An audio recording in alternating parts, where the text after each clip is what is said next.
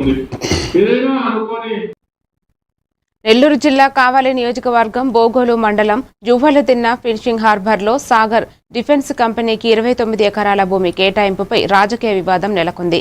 Industry ఏర్పాటు ద్వారా మత్స్యకారుల జీవితాలు మెరుగుపడతాయని, శాటిలైట్ టెక్నాలజీ ద్వారా చేపల లభ్యత, తుఫాను సమాచారం తెలుసుకోవచ్చని ఎమ్మెల్యే పేర్కొన్నారు.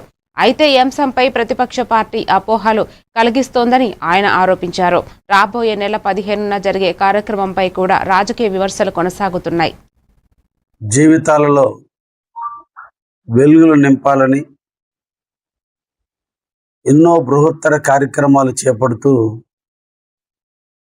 మత్స్యకార భరోసాని 10,000 రూపాయల నుండి 20,000 రూపాయలు చేసి ఎవరైతే సముద్రం మీద ఆధారపడి జీవిస్తున్నారో వారందరికీ కూడా ఈ నెల 15వ తేదీన వారి అకౌంట్లో వేస్తూ వారి జీవితాలకి ఒక వెలుగును నింపుతున్నటువంటి ఈ రాష్ట్ర ప్రభుత్వం, శ్రీ నారా చంద్రబాబు గారి నాయకత్వం, యువ నాయకుడైనటువంటి నారా లోకేష్ బాబు గారి నాయకత్వం, జనసేన అధినేత అయినటువంటి పవన్ కళ్యాణ్ గారి ఆలోచనలు, ఒక దార్శనికుడైనటువంటి ప్రధాని యొక్క ఆధ్వర్యంలో మత్స్యకారుల్ని నిరంతరం కాపాడుకుంటూ వచ్చేటువంటి ప్రభుత్వాలు ఏమన్నా ఉన్నాయంటే అవి తెలుగుదేశం ప్రభుత్వాలే.